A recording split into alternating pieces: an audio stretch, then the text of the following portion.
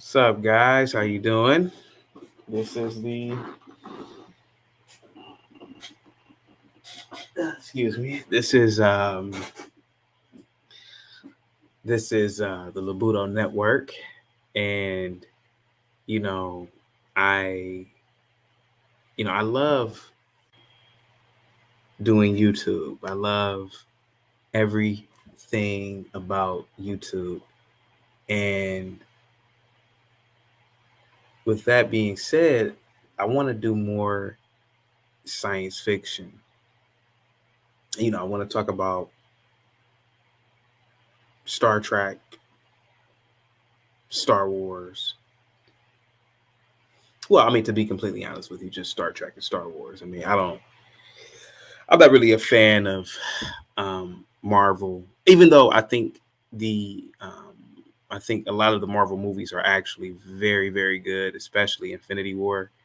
But to me, that's more superhero esque, whereas the science is there, the science fiction is there, but in terms of the core story, it's not centered on science, is rather on world ending situations with um, a mustache twirling villain. And we got a lot of that with Thanos up until Infinity War when he became a full scale bad or villain, which, I don't really think he was a villain. I think he actually had a good cause. But nevertheless, I want to talk about Star Trek, Strange New Worlds. And I really believe that Strange New Worlds is the savior of Star Trek. And I say that to say, you know, we have not seen a good Star Trek product in quite some time. We have not. And the last great Star Trek movie, in my opinion, was Star Trek: The Undiscovered Country in 1991. I think the movies afterwards, and I'm talking about the golden era of Trek, which is Generations, First Contact, obviously Insurrection and Nemesis were horrible movies, but Generations was pretty good. So let me not just say that Undiscovered Country was the last great one, but Generations was pretty good. I feel like it could have been an even greater movie, but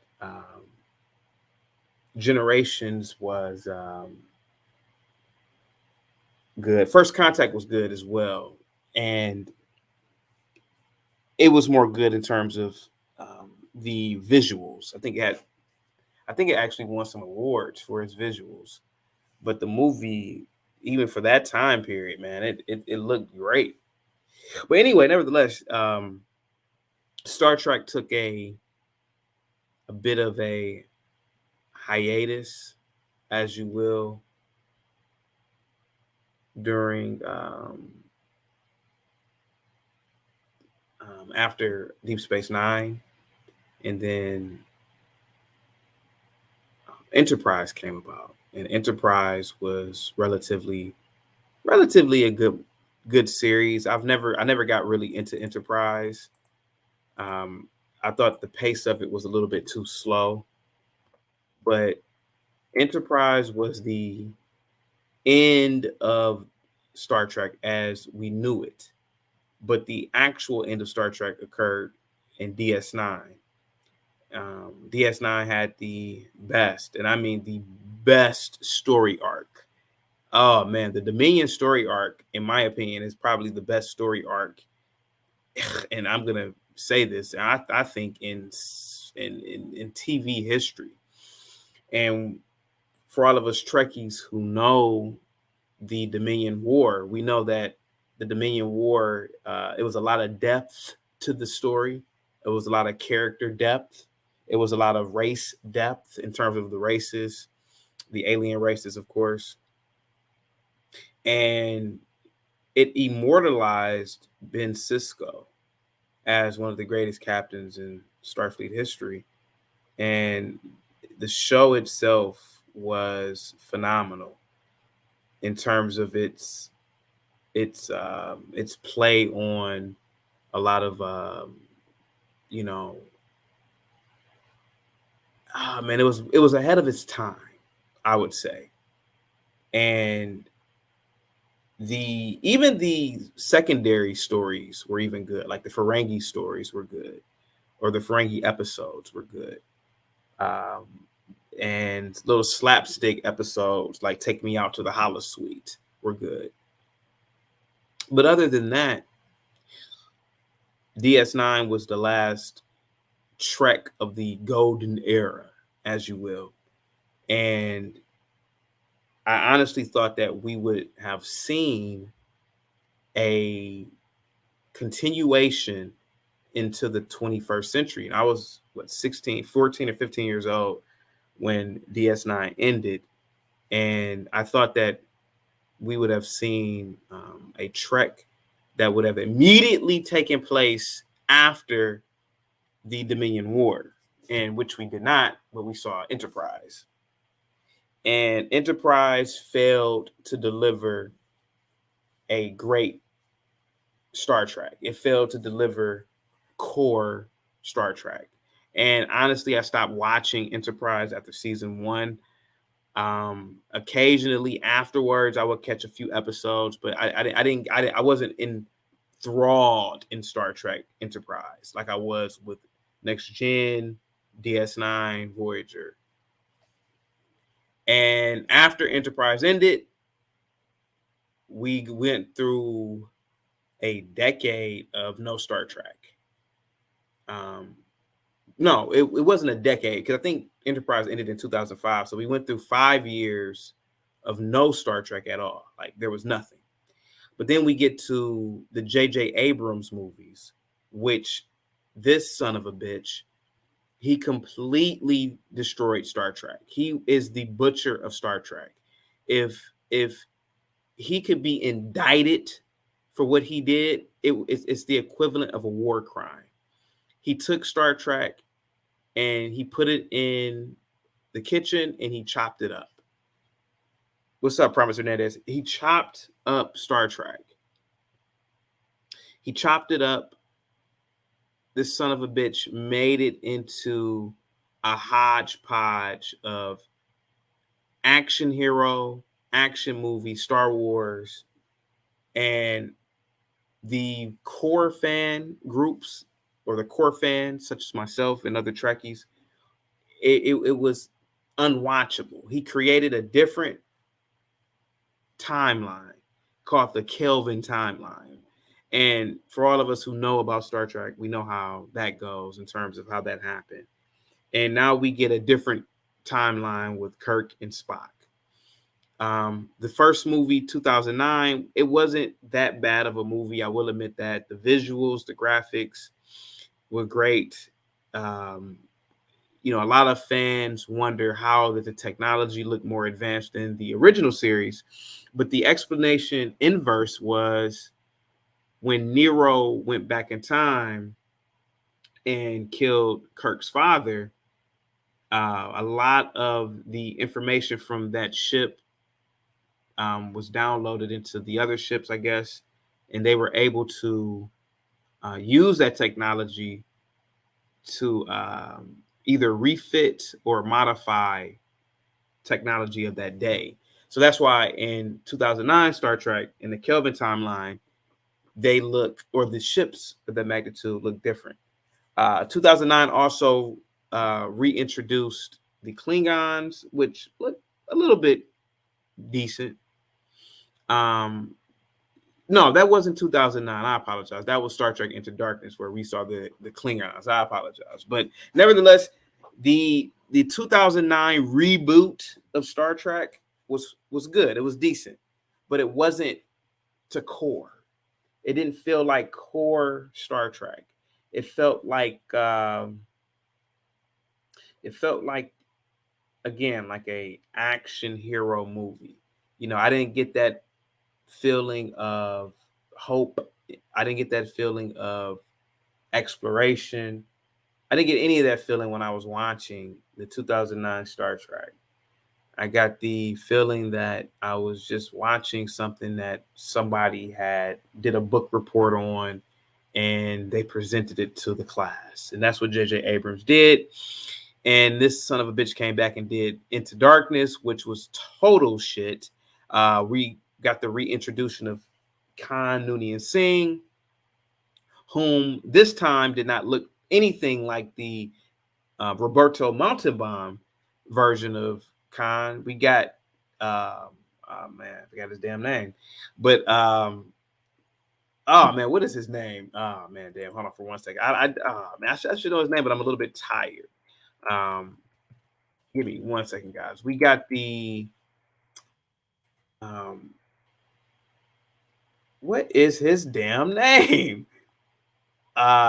We got the Benedict Cumberbatch, and he played Khan in Star Trek Into Darkness. Now, Star Trek Into Darkness was a complete horror show of a Star Trek. The level of non-core Trek was at an all-time high. I did not feel like I was watching Trek. I felt like I was watching Star Wars, Law and Order, all mixed together. I felt like I was watching just a completely different product. And Star Trek Into Darkness, just like Star Trek 2009, did pretty bad in terms of with the original core fans. It did not capture that essence of what Star Trek is, to boldly go to seek out new life. It seemed like it was just a superhero movie. Then we get Star Trek Beyond, which was absolutely terrible. And that was that. That was what, 6 or 7 years ago when Beyond came out. It did horrible in the box office. And it was a complete and utter clusterfuck of a movie. Now, for all of you who don't know Star Trek, you don't know what I'm talking about. And it is 3 a.m, and I'm not necessarily explaining it at a high level, but what appeared to at least be the coffin in Star Trek was a new series that would come out. And that series was Star Trek Discovery. Now, Star Trek Discovery came out in 2017, and it came out during the what I call woke era of society.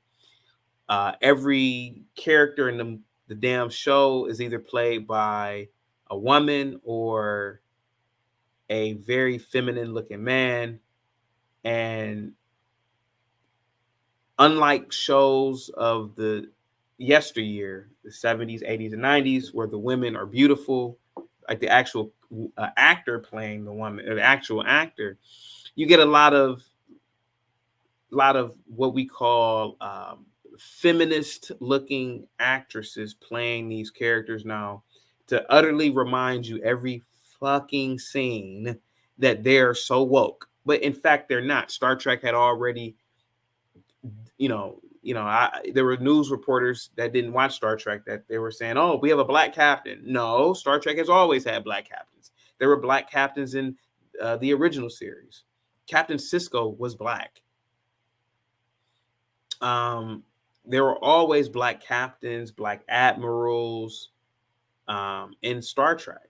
But because we are in a woke generation now, everybody wants to pretend like, oh yeah, that's woke. No, it's not. No, they've already done those things.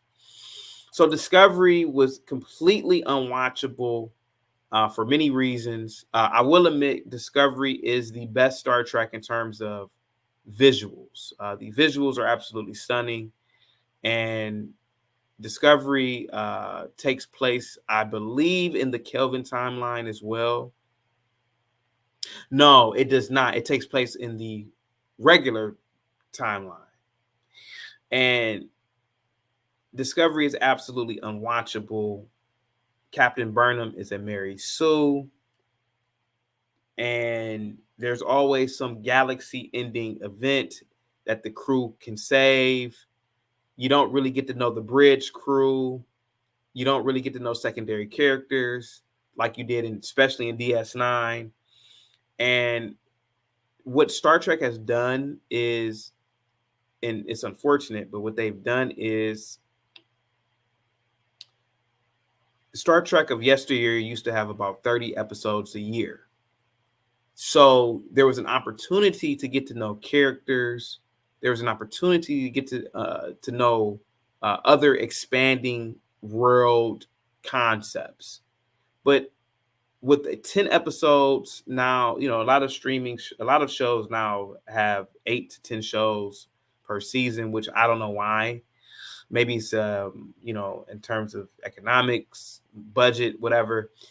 And guys, please forgive my low tier vernacular right now. I'm very, very tired, but I want to do this show. But DS9, I'm sorry, not DS9, excuse me. Discovery only had about 10 shows, and you cannot get a lot of storytelling in 10 shows. It's impossible. DS9, I think its total 7-year run had 178 shows. I think Voyager had about 175. All the shows of yesteryear, other than the original series, had 170 plus shows. But Discovery has only had about 40 something shows. And I am telling you, the complete hodgepodge of debauchery that I've seen is absolutely terrible.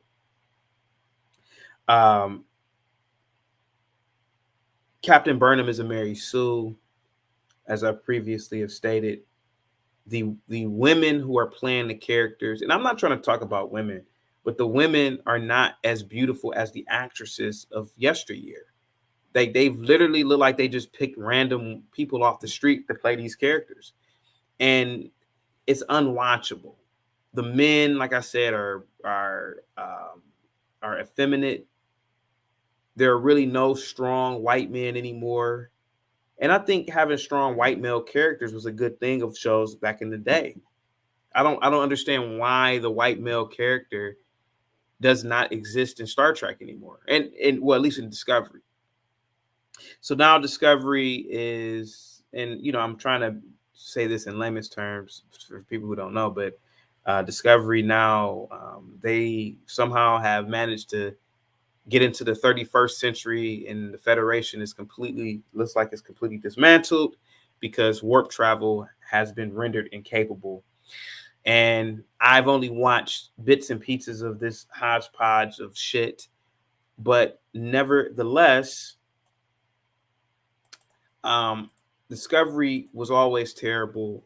The Klingons, I don't know what the fuck they did with the Klingons, but those are not Klingons. Those look like warlocks.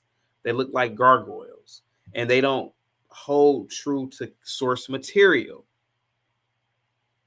The first season, when they reintroduced the Klingons, it was a completely different racial group.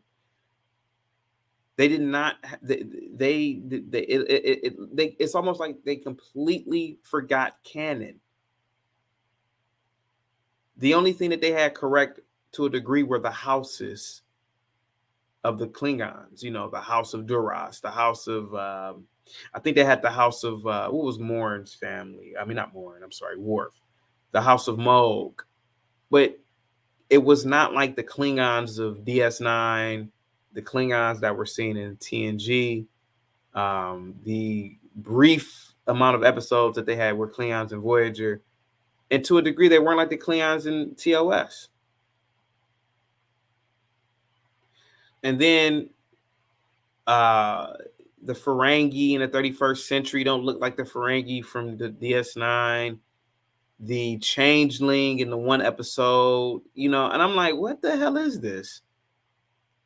This does not look like it's source material. It doesn't look like it's unwatchable.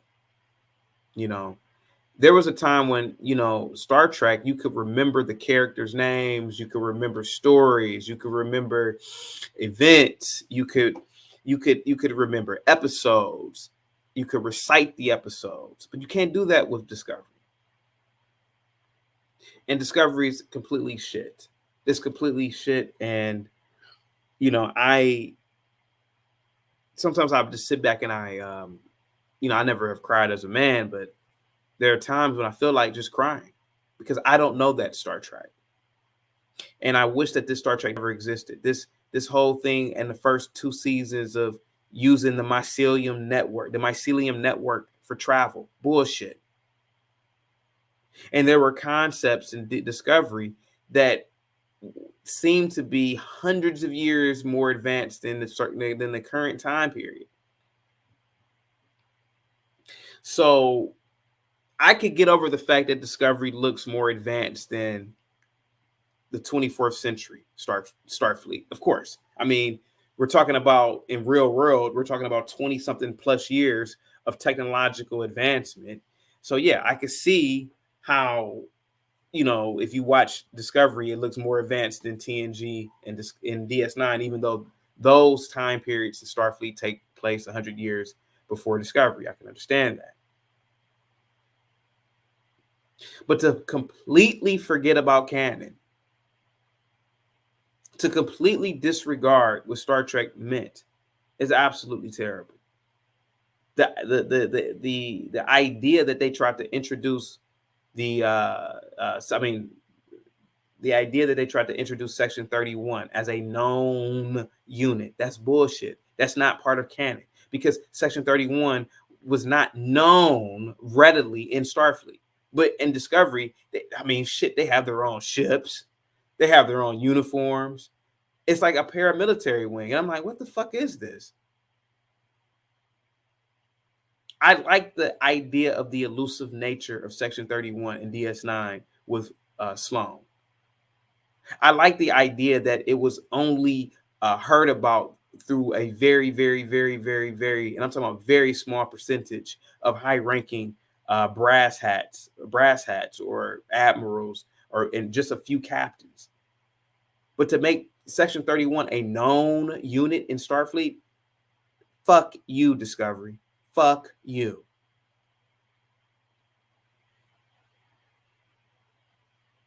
I mean, the notion that Discovery literally has taken Star Trek, and I'm so glad that they are in the 31st century, and those events that they're doing are not even known.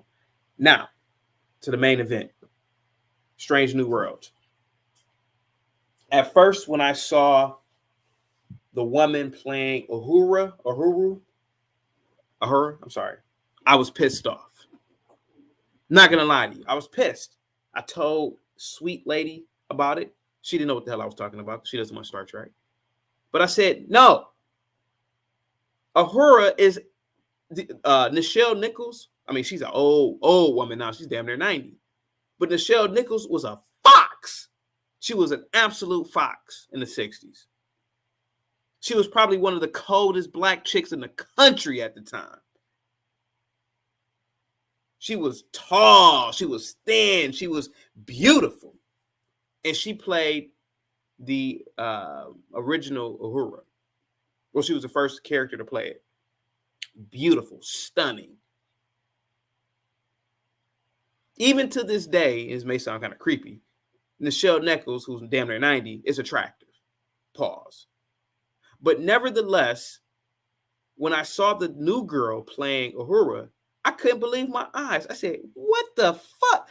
This girl, again, looks like these woke females. She's bald head. She looks like a dyke. And I think she is a lesbian, if I'm not mistaken. But then I said, you know what? Let me give it a chance. Let me give it a chance, right? So I looked up her resume. The girl is a very, very talented singer. She's young, which is on her side. But she's short. And to a degree, she looks like a boy. But I'm going to give it a chance. I said, I'm going to give it a chance. So Strange New Worlds came out with this trailer. And when I saw the trailer, I said, uh-oh, they've got it. The trailer, the music in the trailer, the angles, the scenes took me back to the golden era of Star Trek. And I said, yes, I think we have a resurgence of Star Trek. I think Star Trek is back.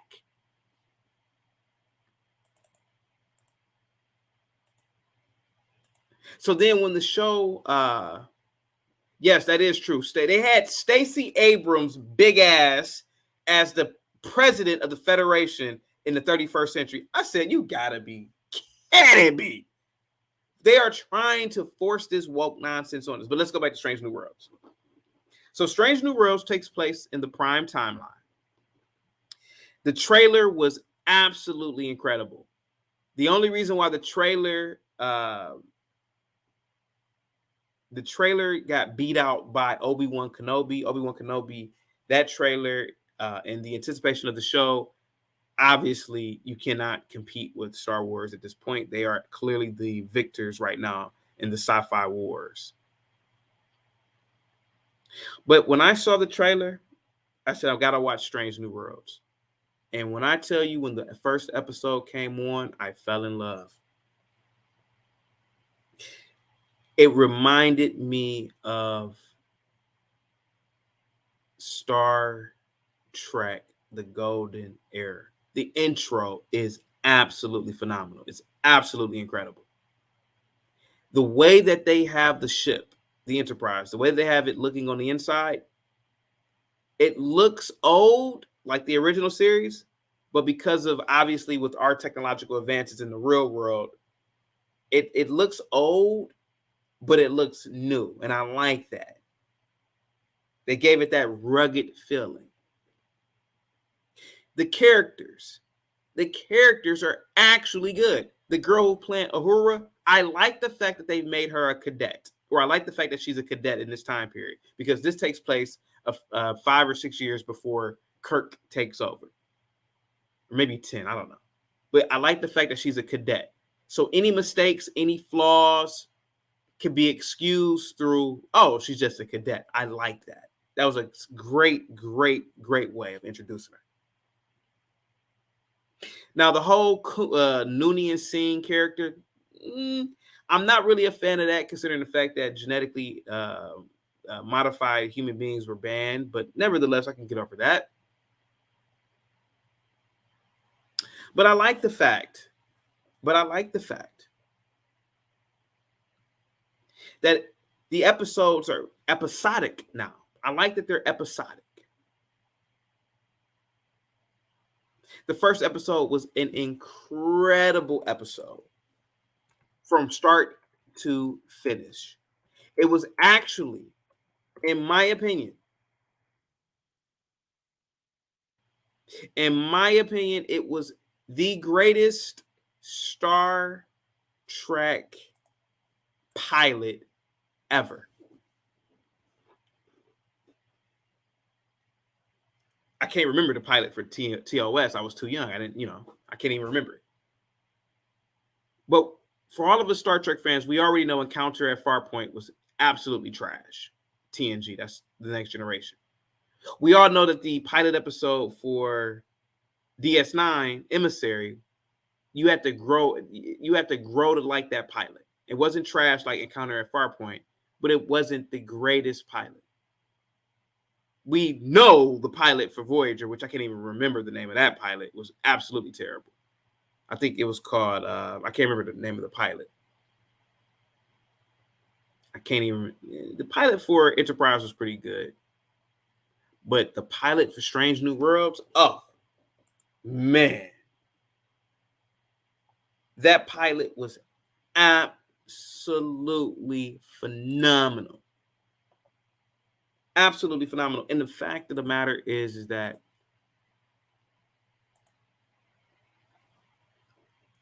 the pilot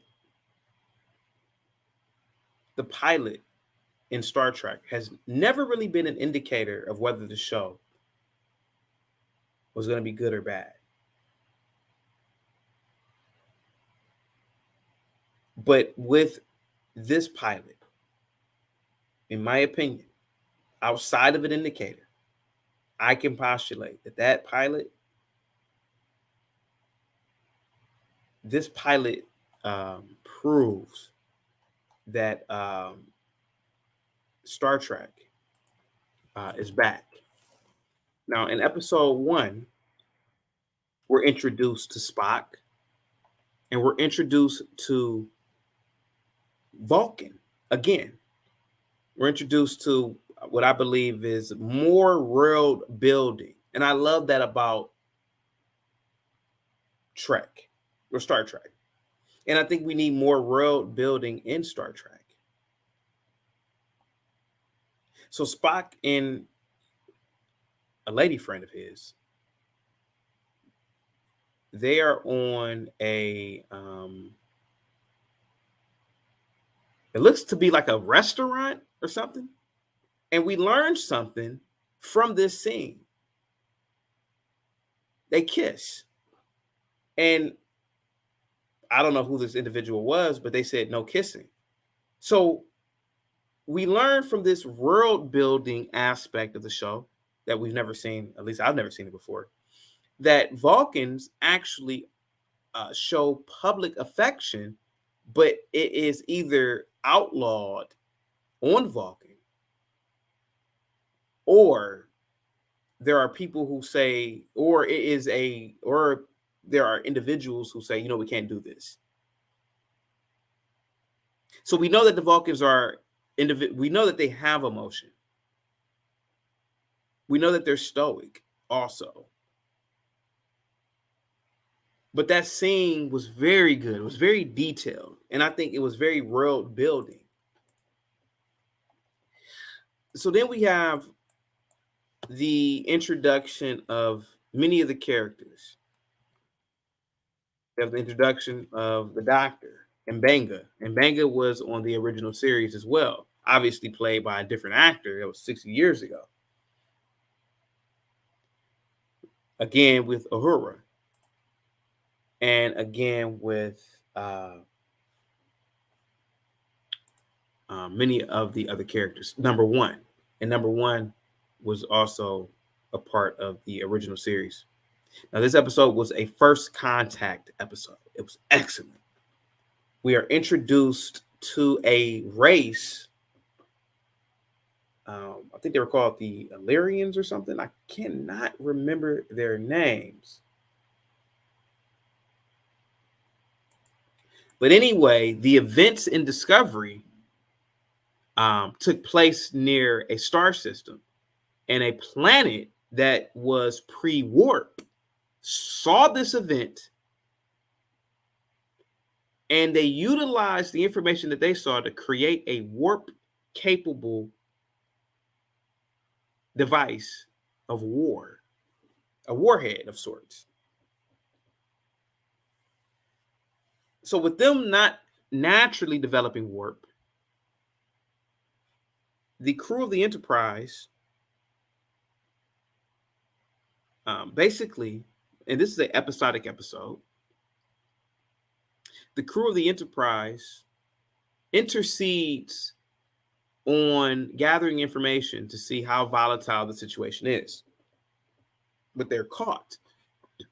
They're caught because the makeup or of course, when they go to different planets, they have to, especially a planet where they are not going to make first contact with because they are not warp capable. They blend in with the people. So they obviously have prosthetics. It looks like these prosthetics are digital, but nevertheless, they beam down to this planet and they do a good job at showing you an away mission. And this is the first time an away mission looks very real. They had a lot of away missions on planets in TNG that looked like Western movies, cardboard backgrounds, things of that magnitude. But this looked real. This looked like they were actually on a real planet with real aliens. I like that. And the aliens appear to be probably in the same, I would say the same time period that we are in.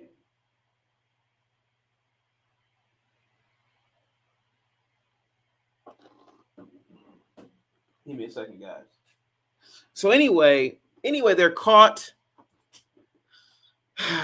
Captain Pike does not want the aliens to continue a war that they have between different states, and they certainly do not want them to use warp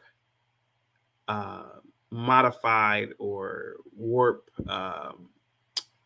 weapons that are warp capable, because they would destroy the planet, and they're not ready for warp.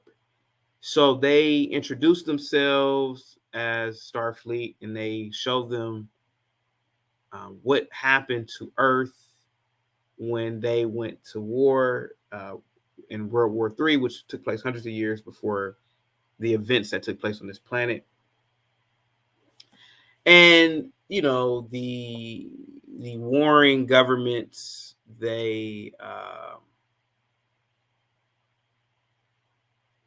warring governments, in a nutshell, they looked at that scene of Earth when they went through World War III, and with the intervention of Starfleet, they advanced their society. What I love about this episode is that the Prime Directive was broken, as usual, and the Prime Directive has been broken many a times by members of Starfleet. Has been broken by Captain Kirk numerous times. It's been broken by other captains as well. And I like this episode because it's episodic. 2, it reminds me of core Star Trek. Exploration, First Contact, societal issues that we currently have today, which are seen on screen as an analogy, not an analogy, as a allegory. And I like that. Right now we are potentially on the brink of war, socially, militarily, and we could correct our behavior if we just look towards the stars, I believe, and embraced intellectualism and exploration. And that's essentially what was going on that planet. But nevertheless, that episode, in my opinion, deserved a 5 out of 5. I am live, Mike from Boston. Yes, I am live. And that episode deserved a 5 out of 5. And it was a great damn episode. And episode 2 was good. Basically, Uhura, this was a character episode where we understand, okay, Uhura is a great communicator. That's why she's a communications officer, but she's a cadet. So we're dealing with character building episodes. Okay, I'm knowing this. I get to know who this person is. And I think Discovery has done a horrible job at that, where it looks like Strange New Worlds is doing a good job at that. And they are already on episode 3, because episode 3, Dr. M'Benga, we see that he is hiding his daughter in the medical transporter to keep her alive, because she has a terminal illness that he cannot solve. But he feels like, okay, if I just keep her in this medical bay or this medical transporter, she will be fine. There's a lot of ethical issues there. There's a lot of social issues there. I wonder what the teachers are asking, like, where did that girl go? But see, that's what Star Trek was about. Episodic episodes that made you question things about the officers, about the society itself. And that's what strayed away with Discovery. That's what strayed away with the fucking J.J. Abrams movies. The J.J. Abrams movies would just run them up, shoot them up. I hated that. I hated that shit about those movies.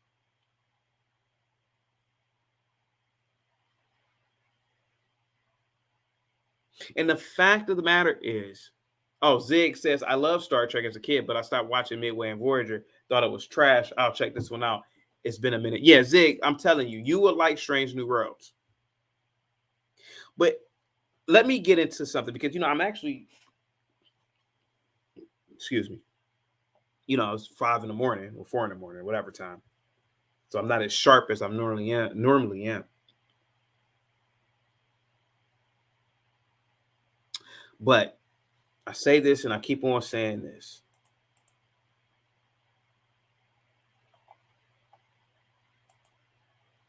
We have to get back to core Trek. We have to.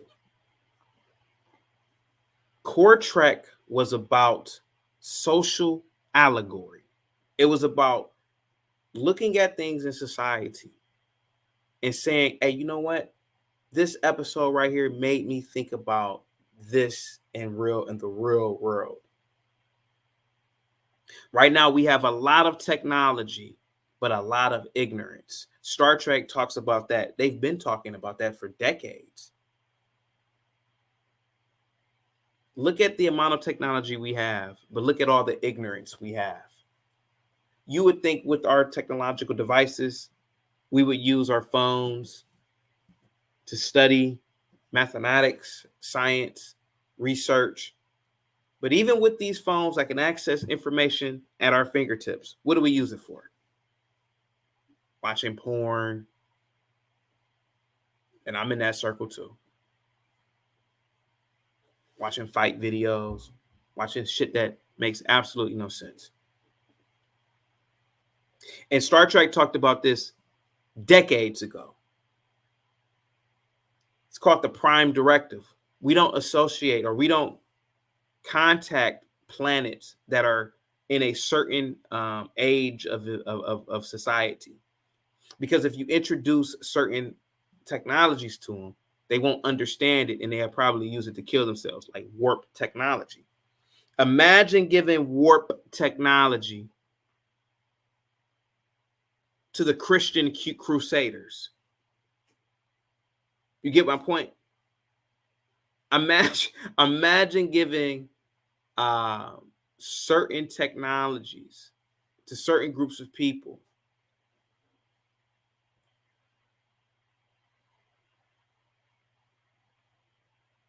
Imagine giving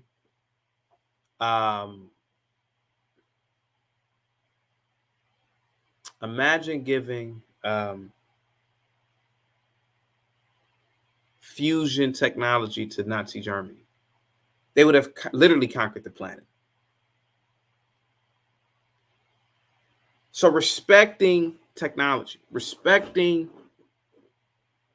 other people is an evolutionary developmental stage. And you can't introduce the car to cavemen. You can't introduce the gun to a caveman. And I think that's what Star Trek was always telling us about, at least core Star Trek. But not the new shit that J.J. Abrams had. That shoot 'em up shit. No, absolutely not.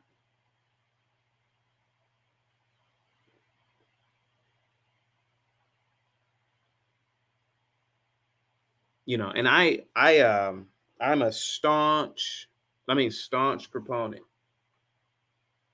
of people watching Star Trek.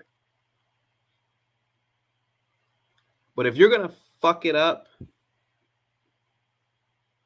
then I don't think that it needs to continue. And I think I'm so glad we got away from DS9. I mean, not DS9, Discovery. I mean, literally in Discovery, every alien race is mangled. They don't look like the source material. I mean, what the fuck did they do to the Klingons? You would think that Discovery or any other show or movie would use the Klingons more. I mean, most people recognize the Klingons as iconic aliens in Star Trek. But I don't know why. I don't know why they have chosen not to do that. I don't know why they've chosen to be more like the movies have been more action oriented. I don't know why. Star Trek was all about dialogue. It was all about, I mean, there were actually, I mean, it's, you know, Star Trek used to have scenes of just dialogue. The science was implied. The tech was implied.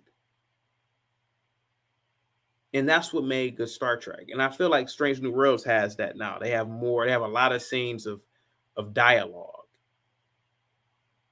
But J.J. Abrams not knowing Star Trek, not really being a true fan, when this bastard made the reboot, I don't think he understood that. I don't want to watch a rap video when I'm watching Star Trek. And I mean that in the sense of, in a rap video, things are moving, it's always constant. No. I want dialogue. I want it. If you guys ever watched a movie called Dinner with Andre, that's what I loved about Star Trek. A lot of dialogue, a lot of thought-provoking conversation.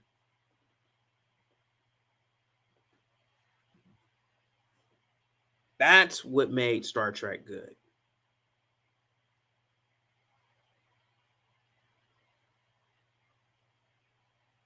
That's what made it good. And and to be completely honest with you, I feel like Strange New Worlds is bringing that back.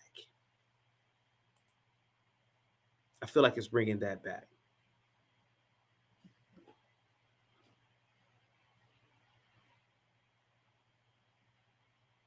And I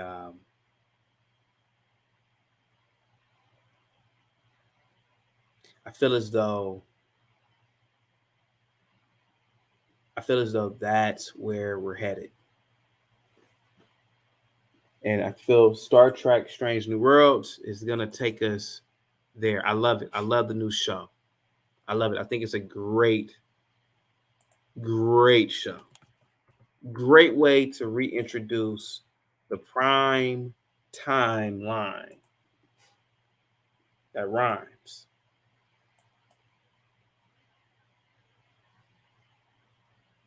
And what I like about this show is that Captain Pike, he's not some sissy. He's not some, he's not a character that he's not a woke white man. He's just a Starfleet officer. That's Star Trek. And I felt like DS9, I felt like Discovery was trying to make it a point like, oh, we're so woke, just all women on the board, on the crew. And no. DS9 had women, Deep Space Nine had women. You had Major Kira Nerys, you had Jadzia, you had the Changeling, you had Ezri, you had Rom's wife. Oh man, I'm getting too tired here. You had the Dabo girls. There were women in Star Trek. That's not revolutionary to have women in Star Trek. Star Trek was doing it 60 years ago, and they had great parts. But the thing is that they were the character first. Kira Nerys was a commander first. She was a resistance fighter first. When I'm watching Kira Nerys in Star Trek, Deep Space Nine, I wasn't constantly reminded that she was a woman like they do in Discovery. That was the difference back in the day. The woman playing her, the actual human being, the actress playing the character. In the 90s, never said, oh, I'm a proud woman and woman this. And no, there was no such thing as that. The same thing with Jadzia Dax. I think her name is, the actress is called, I think her name is Terry Terry, I can't remember her name, I'm tired. They were playing a character, and the character was more than just a woman. Back in the 90s and before that, people led with their resumes first. They led with their credentials first, not with, oh, I'm a woman. Even with race. You know what made Deep Space Nine so great? It wasn't the fact that Avery Brooks, who played Captain Sisko, was black. It was the fact that when you were watching Deep Space Nine, you didn't even realize that, damn, he's black. That was the beauty of Star Trek. We didn't see race. We didn't see genders back then. But for some reason, it's like we've regressed with Discovery, at least.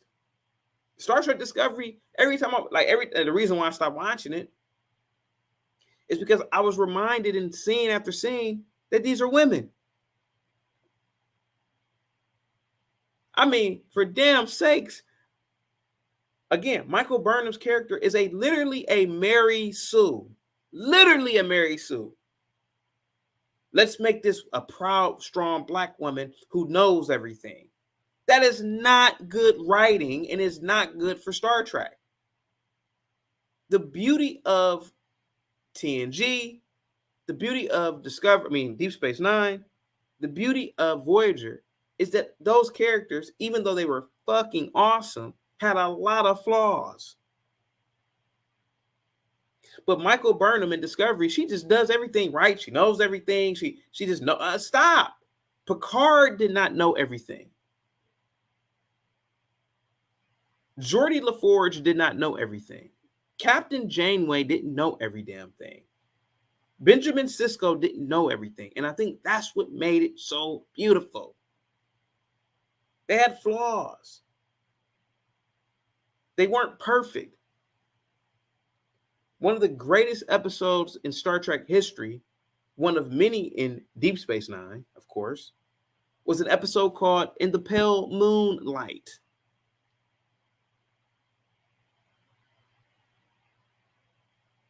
And in the pale moonlight, we truly see that not only is Ben Sisko a flawed character, but we see an aspect of Starfleet or of the United Federation of Planets that we had never seen before. And I think that's what made Deep Space Nine such a great Star Trek iteration. Yeah, Picard could be diplomatic. He could be all of those things because it was peacetime. But Sisko was on New Frontier, literally delegating or administrating policies and procedures, and also dealing with a world that recently was occupied by the Cardassians, the Bajorans, dealing with the wormhole. And we saw a different type of officer with his surroundings. So we realized, okay, Picard is the way that he is because of not really who he claims to be, but because of nurture. We saw this in the original series. We saw this in Deep Space Nine. We saw this even in Voyager and TNG. But we don't see this in Discovery. Like, how did these people come to be? But no, not Michael Burnham in Discovery. She's raised on Vulcan. All of a sudden, we find out that she's Spock's sister, and she knows all types of martial arts, and she's just super smart. And I'm like, does she have any type of flaws? Is there any type of adversity that this woman has not been through? Or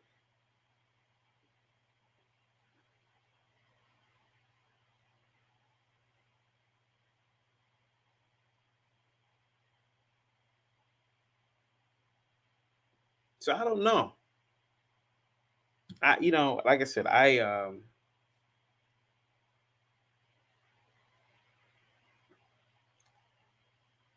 say this and I keep on saying it. The fact of the matter is, Strange New Worlds is incredibly good.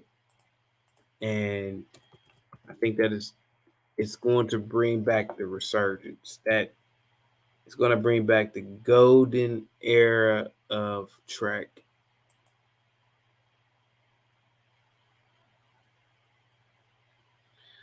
And that's what it is. It's the golden era.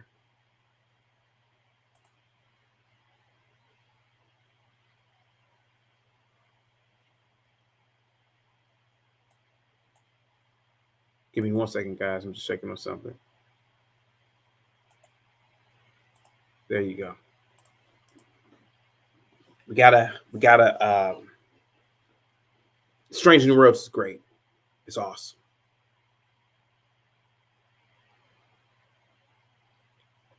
It's absolutely awesome.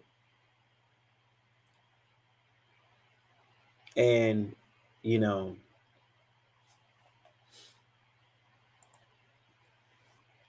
we need that back, especially in this day and age now, with the way that things are going in the real world. We are possibly on the brink of collapse here.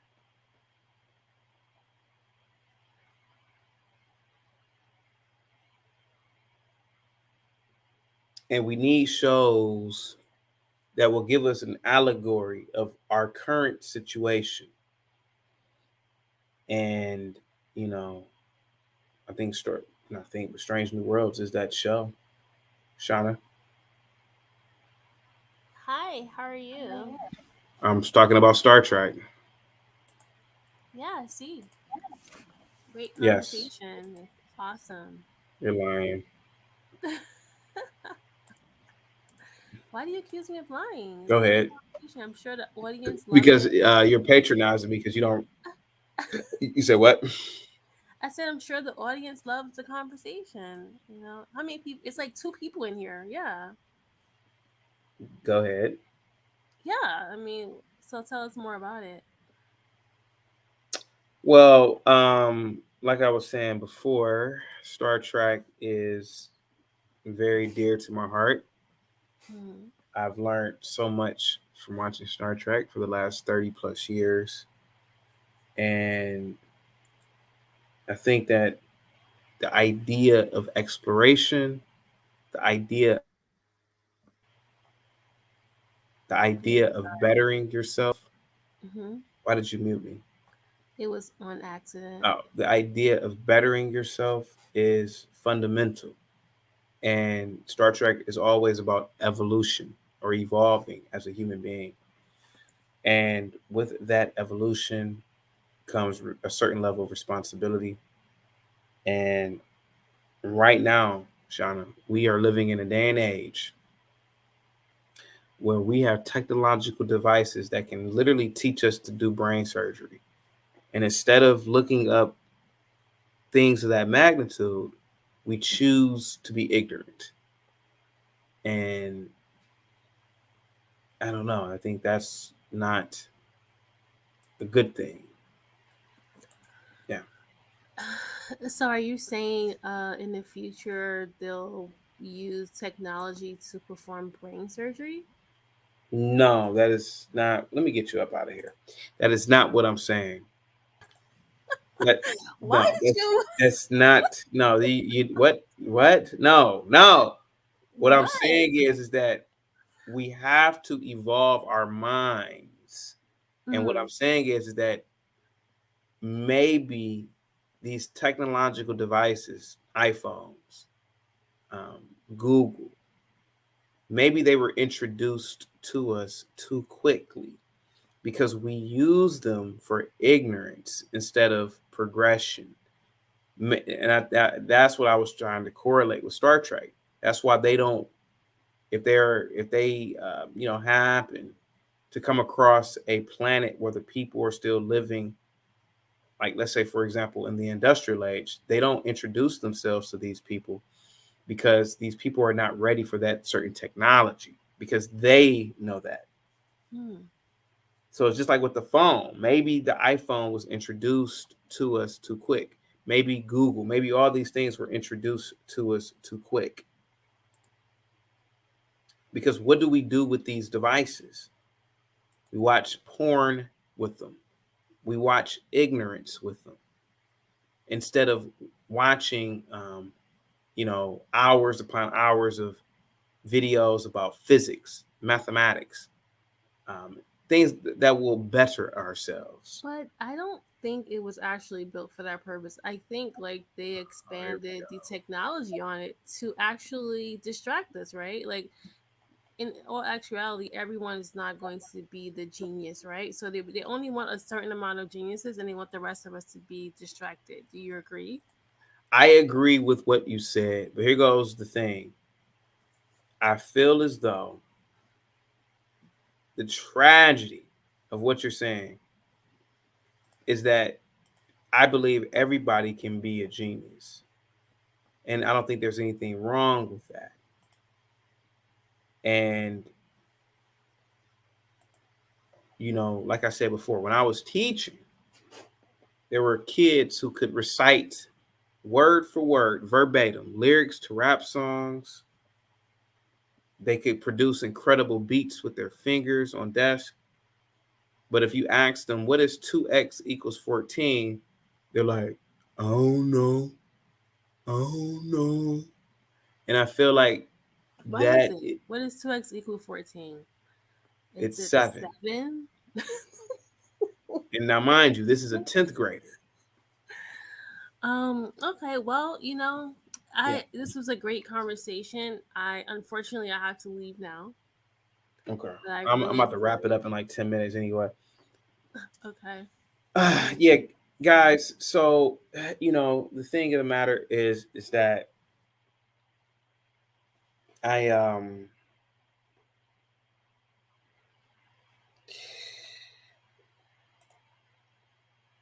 we gotta evolve. We gotta evolve. We gotta expand our mind. Zig says, I prefer Babylon. I love Babylon 5 too. But you're right, Star Trek is more relatable to the human experience. Correct. Yeah, we got to expand our mind. We have to. I'm going to say this, and this is going to sound a little bit corny. When I was a kid, there was nothing like Star Trek came on Saturdays when I was a kid. And depending on which show, what's up, man? What's up? When I came, it was on Saturdays. So my dad and we would watch Star Trek, and it was nothing, and I mean nothing like watching Star Trek.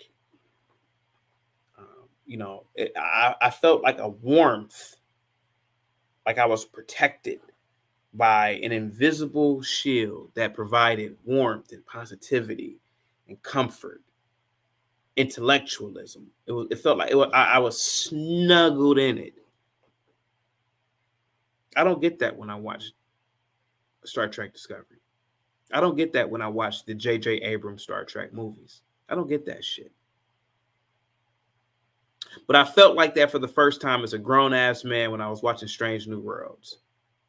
You know, that feeling where you could just watch something and just fall in love with it. Star Trek Discovery is ass. I wish it never existed.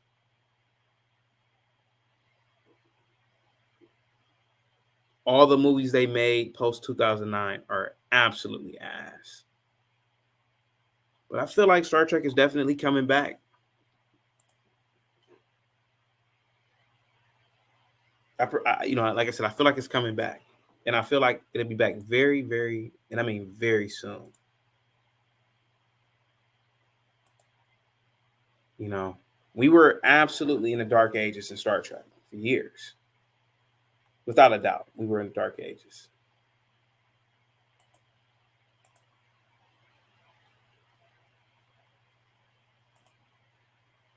And I feel like now, to be completely honest with you, especially with um, Strange New Worlds coming out, we're gonna get back into the glory days. Excuse me, I apologize about that. We're gonna get back into the glory days.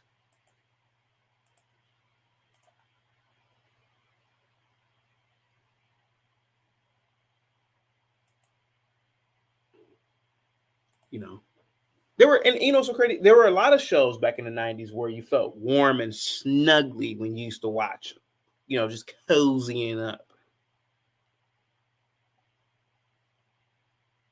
But mines were just mine. My go-tos were science fiction, like Earth Final Conflict, man, Sliders, obviously Star Trek. Star Wars was coming back, had a resurgence in the '90s with the movies, but I never really got into Star Wars up until they started making the series. And you know, this Obi-Wan Kenobi movie is going to be, I mean, series is going to be absolutely phenomenal. Um, the best Star Wars in Disney, the best Disney Star Wars is Rogue One. If you haven't seen it, Rogue One is very good. But the I think J.J. Abrams directed the first Star Wars, The Force Awakens, which was, it was pretty good. But the other two movies that preceded that one or proceeded that one were absolutely ass. And you know, I and me and Shauna gotta get to bed, but I um I don't like I don't like a lot of movies. I don't like a lot of movies that are not intellectual. And that's one of the reasons why when people are talking about certain things, I don't know what the hell they're talking about. But Star Trek was always intellectual. Um, they dealt with time travel. They dealt with obviously physics, obviously theoretical technological devices like the transporter, the replicator, things of that magnitude. And that was the beauty of Trek. Trek was one of the only sci-fi shows where the theoretical technological devices at the time seemed advanced. But now, a lot of the technologies we see in TNG, we have those. The iPad was literally in the next generation. They didn't call it an iPad, of course. The view screen, we have the view screen now. So there's a lot of things in Star Trek that, I mean, we don't have. The only thing that we don't have are replicators, and we don't have transporters. But you know, scientists have transported. I think they've transported something at a quantum scale. But other than that, one day man is going to one day man is going to transport physical objects across space. Now, obviously, that space will be, it could be 10 feet. It's not, you know, we got to start somewhere.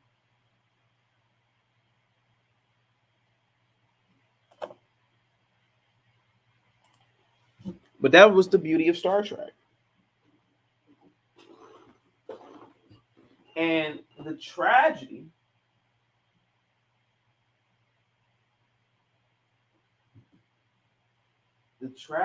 give me 1 second, guys. I got to do something real quick.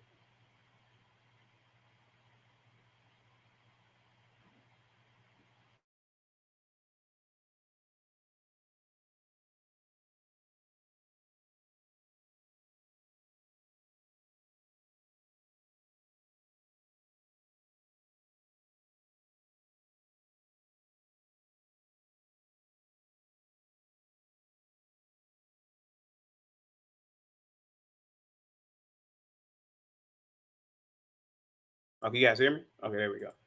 Yeah, the tragedy of it all is that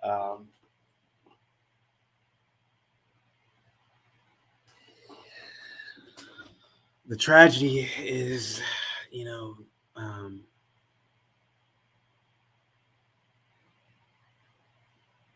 we rather watch World Star Hip Hop in the Shade Room than Star Trek and Star Wars. That's the tragedy. And I know people get mad at me, and They say I'm too brutal, I'm too blunt, but I'm facts. I'm about facts. The masses of people don't want to watch Star Trek because Star Trek is about hope. It's about exploration. It's about the journey. It's about bettering yourself. A lot of people don't want to better themselves. A lot of people don't care about exploration. Truth be told, these concepts are too out of scope for people. When I was a kid, a lot of my friends used to make fun of me for watching Star Trek. You make me watch Star Trek. And I'm like, guys, why don't you watch Star Trek, man? And maybe, you can see what I'm seeing. Man, I ain't watching Star Trek. Laughing and giggling and goosing around and shit. But I have to admit, Star Trek opened my mind. My mind was already open, but it really opened my mind to a lot of things.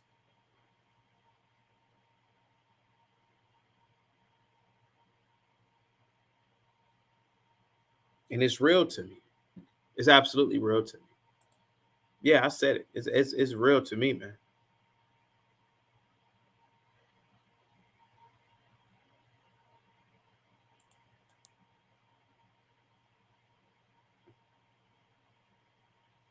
I want to point out that Doogie says, "Man, you really selling Star Trek too much to me, bro. I be binge watching different shows every month. I need a June show because I'm finna be over." Yeah. What's up, Billy? Billy says, "I am also very blunt. I've been that way since I can remember. It's just who I am. It's just who I am. Love me, hate me, either way. I don't care. I'm always me." Yeah, absolutely.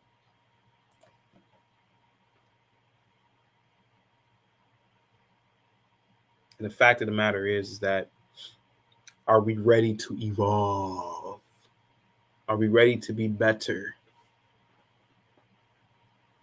I mean, just honestly think about it. Thousands of years ago, eons ago. Just put this into perspective. Eons ago, our ancestors were nothing more than hunters and gatherers. They were living in the wilderness. And look at us now. Just look at that. Just look. Eons ago, hunters and gatherers, primitive. If we want to go really back in time, let's go back hundreds of thousands of years ago. Or let's go back 1,000,000 years ago. We were nothing more than probably bacteria. We probably were, I don't know. We probably were a lower form of an ape. And look at us now.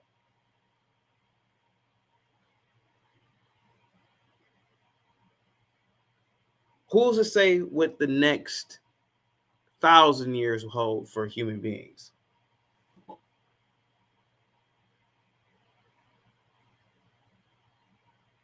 All because of this show, man. I'm telling you, this is why my mind was open.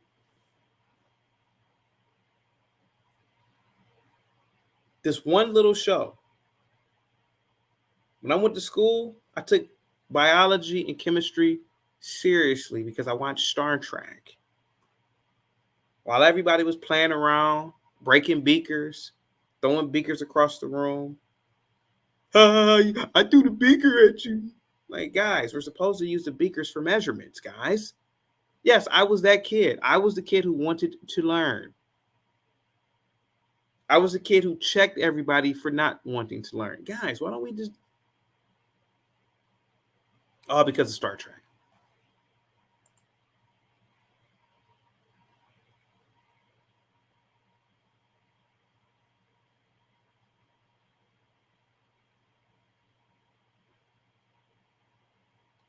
All because of Star Trek. Doogie says niggas was playing pencil break. Absolutely. Dumb shit. We gotta evolve.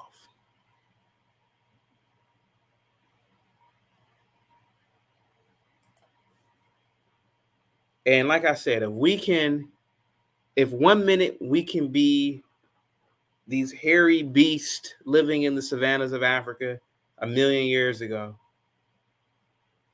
and evolved to be what we are now. Imagine what the next tens of thousands of years hold for humanity. And I believe that. I believe that we are going to create warp technology, honestly, within the next 100 years. I believe that we're going to create transporter technology within the next 100 years.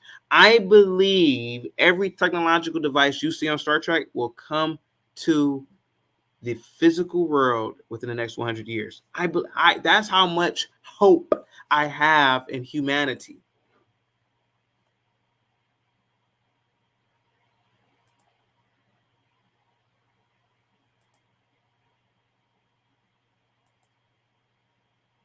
What's up, Chucky Dog? That's how much hope I have in humanity.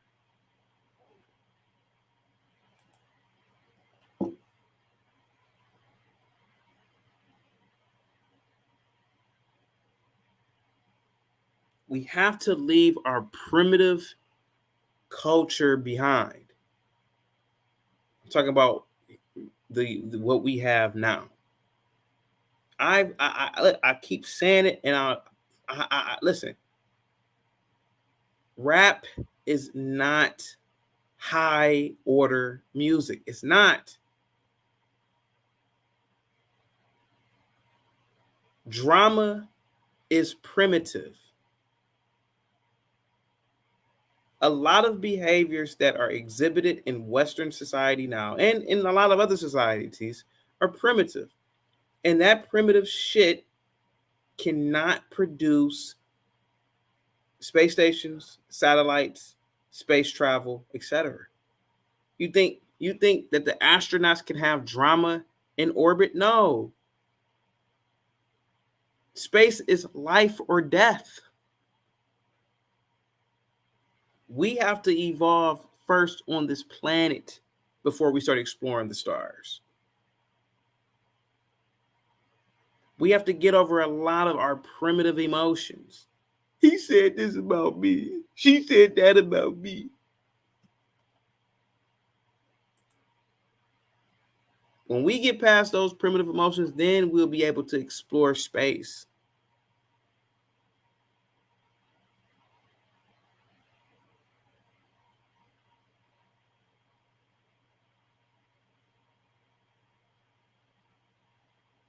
You're not going to be able to explore space if you are thinking about nonsense.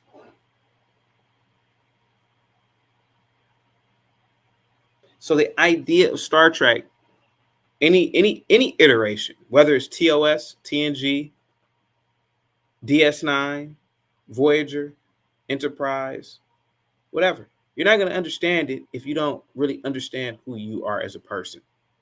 And I think that's the difference between Trekkies and a lot of other people who watch certain things. You know, I got to say this.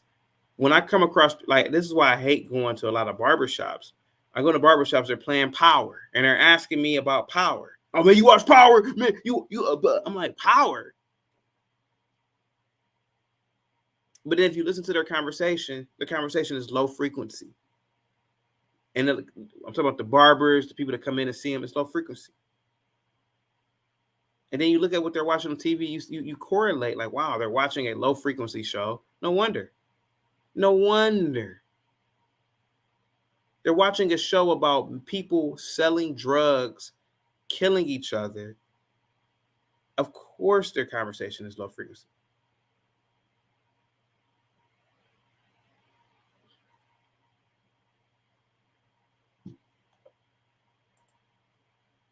That's primitive shit.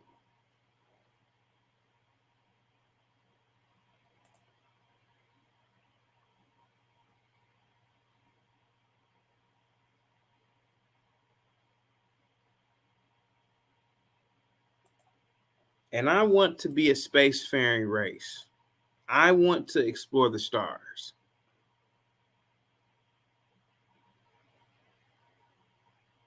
Could you imagine the amount of resources that are in one asteroid? It could be gold, it could be diamond, it could be copper. Could you imagine just all the abundance just in this solar system with celestial bodies floating around.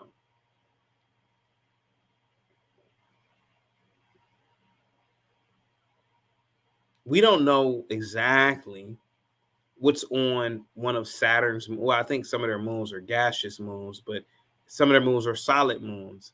So we don't know what is on there. We don't know what the resources available there. We could become very, very wealthy.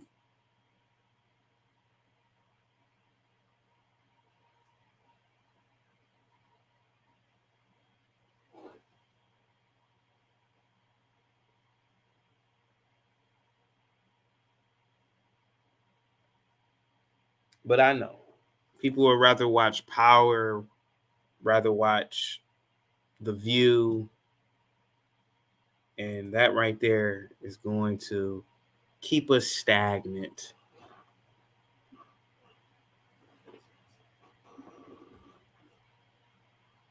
That's going to keep us stagnant. And the fact of the matter is,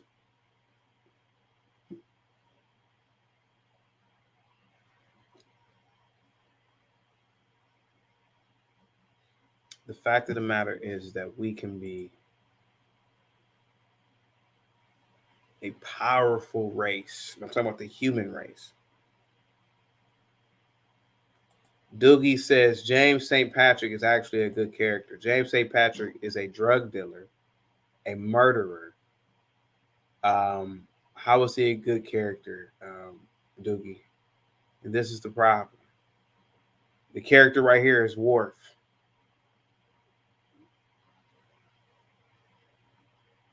He's in the military, he's a scientist, but somehow James St. Patrick is a good character. It just goes to show, man, our mindset.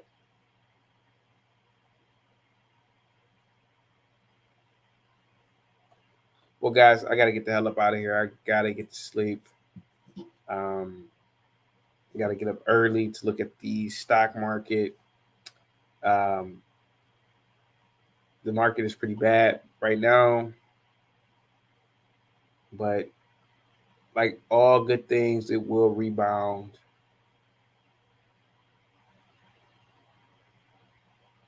It will rebound. It'll definitely rebound.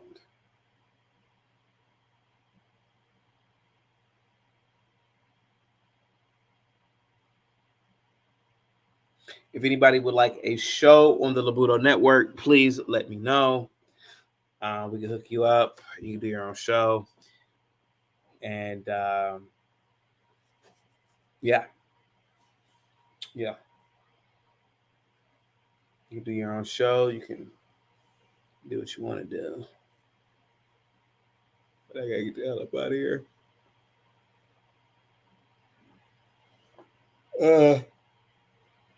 Yeah. Okay, guys. So I gotta get up out of here. I gotta wake up. You know, the market opens up at 9:30. Ooh, gotta make a few dollars in the morning, and there we have it.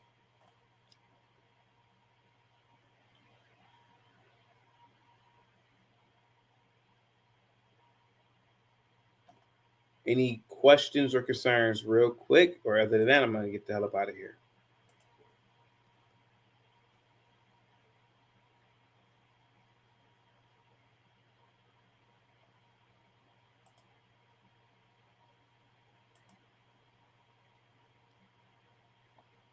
All right. Well, I'll talk to you later. Guys, have a good one. Peace. Peace, man. My dude.